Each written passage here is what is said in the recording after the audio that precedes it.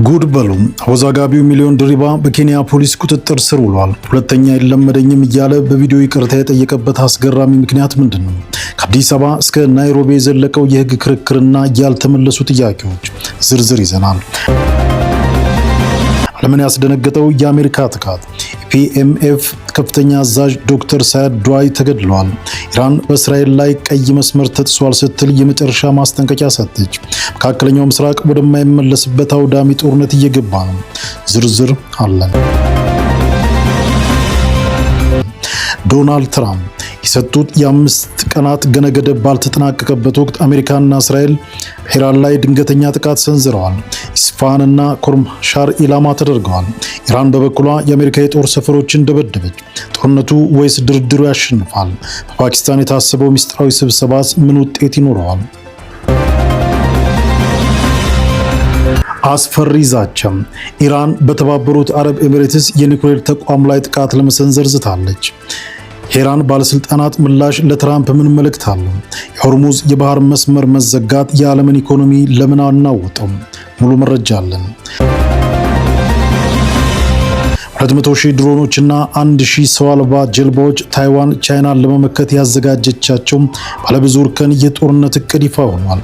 በሰው ሰራሽ አስተውሎት የታገዘው ይህ ስትራቴጂ የቤጂንግን ወረራ ሊያስቆም ይችላል። አስገራሚውን የታይዋን ዝግጅት አሁን እናሳያችኋለን። ይህ ግሎባል ዴይሊ ኒውስ ነው። በአንባር በተሰነዘረ የአሜሪካ አየር ድብደባ ከፍተኛ አዛዥ ተገደሉ። በኢራቅ የሚንቀሳቀሰው የህዝባዊ ንቅናቄ ኃይሎች የአንባር ቀጠና ኦፕሬሽን አዛዥ የሆኑት ዶክተር ሳያድ ዱዓይን ጨምሮ 15 አባላቱ በአሜሪካ በተሰነዘረ የአየር ድብደባ መገደላቸውን አስታውቀዋል። ጥቃቱ የተሰነዘረው በአንባር ግዛት በሚገኝ የፒኤምኤፍ የኦፕሬሽን ዋና መምሪያ ላይ ሲሆን በወቅቱ አባላቱ በስራ ላይ እንደነበሩ ድርጅቱ በፌስቡክ ገጹ ባወጣው መግለጫ አስታውቋል። በአዛዥ ሳያድ ዱዓይ የሚመሩት 15 ጀግና ተዋጊዎች መገደላቸውም ተረጋግጧል። በአንባር የሚገኙ የጤና ምንጮች እንደገለጹት ከ30 በላይ ሰዎች የቆሰሉ ሲሆን አንዳንዶቹም በአስጊ ሁኔታ ላይ ስለሚገኙ የሟቾች ቁጥር ሊጨምር ይችላል ተብሏል። ፒኤምኤፍ እንደ አውሮፓውያን አቆጣጠር በ2014 አይሲሲን ለመተካት የተመሰረተና በ2016 በኢራቅ መንግስት ውሳኔ የሀገሪቱ የጦር ኃይል አካል ሆኖ የተዋቀረ ይፋዊ የደህንነት ተቋም ነው። ይህ ጥቃት የተፈጸመው አሜሪካና እስራኤል በኢራን ላይ የጀመሩትን ጦርነት ተከትሎ በቀጠናው ያለው ውጥረት በከፍተኛ ሁኔታ በጨመረበት ወቅት ነው። ፒኤምኤፍ በአሜሪካ የሚሰነዘሩ ጥቃቶችን ከዳተኛ ተግባር ሲል የፈረጀ ሲሆን ጥቃቶቹም ከየካቲት 21 ጀምሮ በኢራን ላይ ከተከፈተው መጠነ ሰፊ ወታደራዊ ዘመቻ ጋር የተያያዙ መሆናቸውን ጠቁሟል።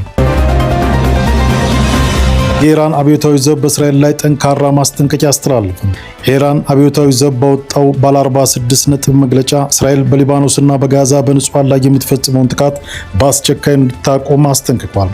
ጥቃቱ የማይቆም ከሆነ በእስራኤል የጦር ሰፈሮች ላይ ከባድ ሚሳኤልና የድሮን ጥቃት እንደሚሰነዝር ገልጿል። እስራኤል አገዛዝ የዓለም ሚዲያ ትኩረት በኢራንና በእስራኤል ቀጥተኛ ጦርነት ላይ መሆኑን ተገን በማድረግ በሊባኖስና ፍልስጤም የዘር ማጥፋት ቀይ መስመሮችን ጥሷል ሲል አብዮታዊ ዘቡ ከሷል።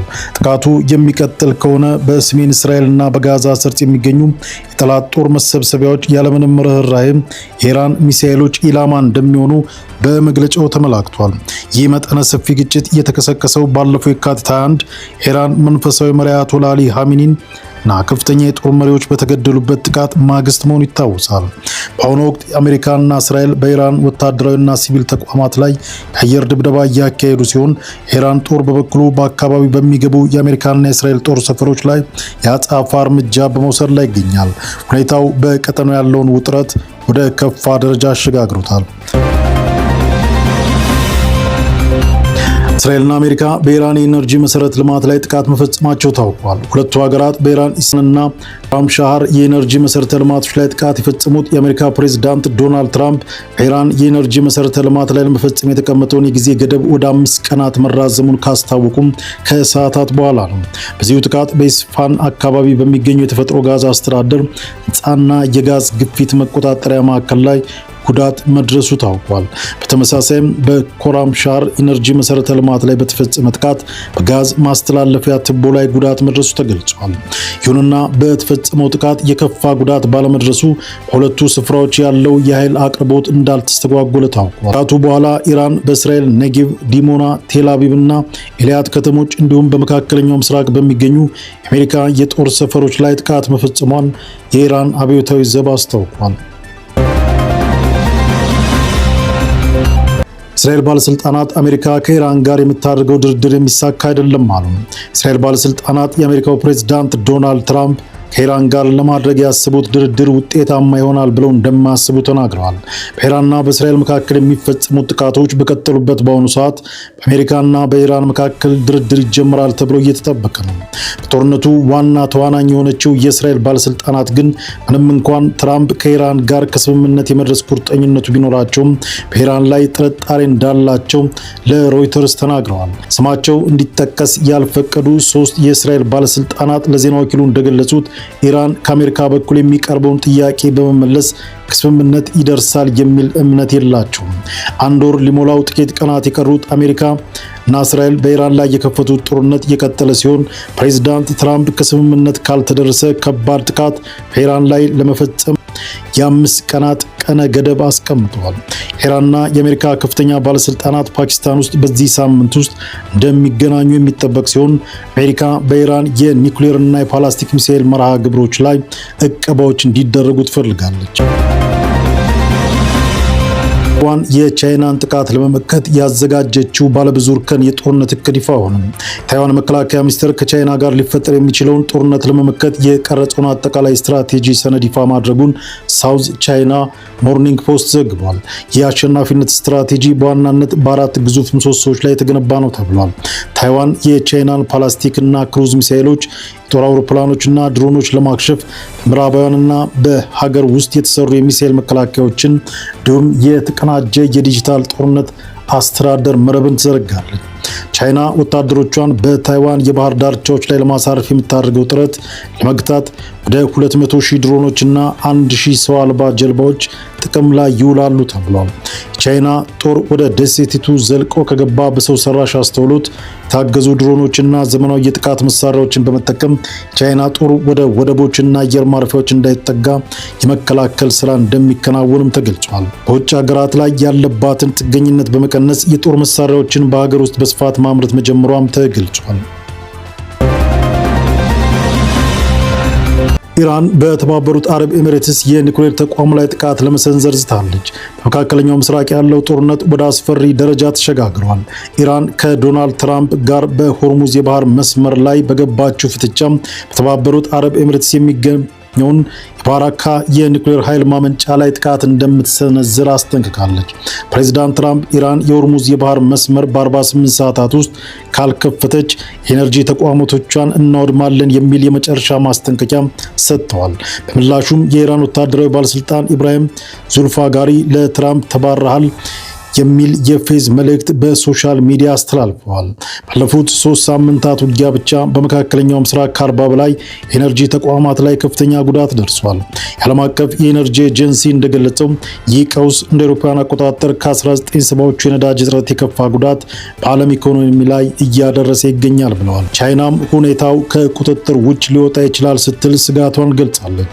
ቻይና ከምታስገባው ነዳጅ ግማሽ ያሉ የሚያልፈው በዚህ በታገደው የሆርሙዝ መስመሩ በኩልና ሌሎች የአውሮፓ ሀገራት ትራምፕ ጥቃቱን እንዳያባብሱ እየለመኑ ቢሆንም በሁለቱ ወገኖች በኩል ያለው የጦርነት ንግግር እየተጋጋለ ይገኛል።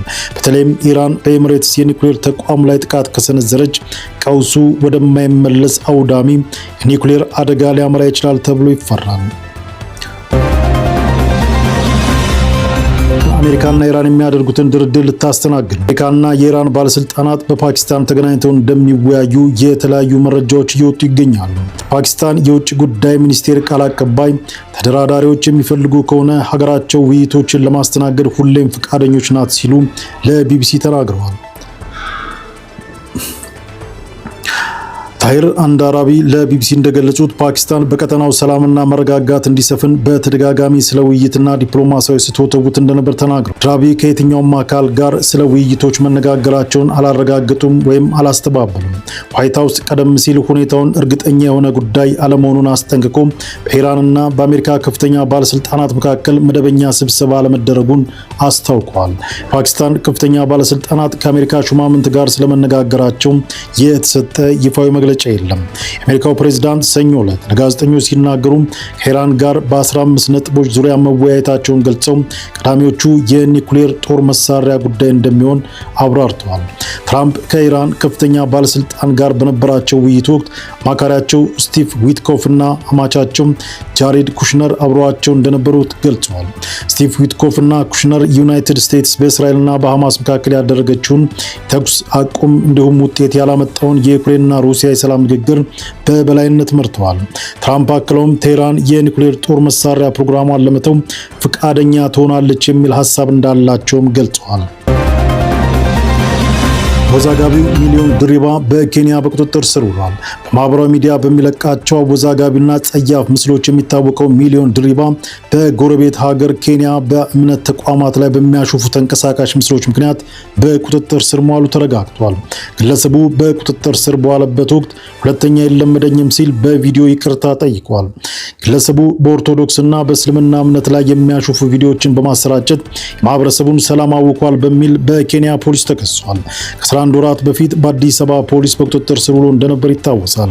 በወቅቱ የሴቶችን ክብር የሚነኩ ምስሎችን በመልቀቅና ከባህል ያፈነገጡ ድርጊቶችን በመፈጸም ተጠርጥሮ ነበር። ግለሰቡ በኢትዮጵያ ተጀምሮበት የነበረው የህግ ሂደት በምን መልኩ ተጠናቆ ከሀገር ሊወጣ እንደቻለ እስካሁን ግልጽ ባለመሆኑ በብዙዎች ዘንድ ህጉ እንዴት ተግባራዊ ሆነ የሚል ጥያቄ እያስነሳ ይገኛል።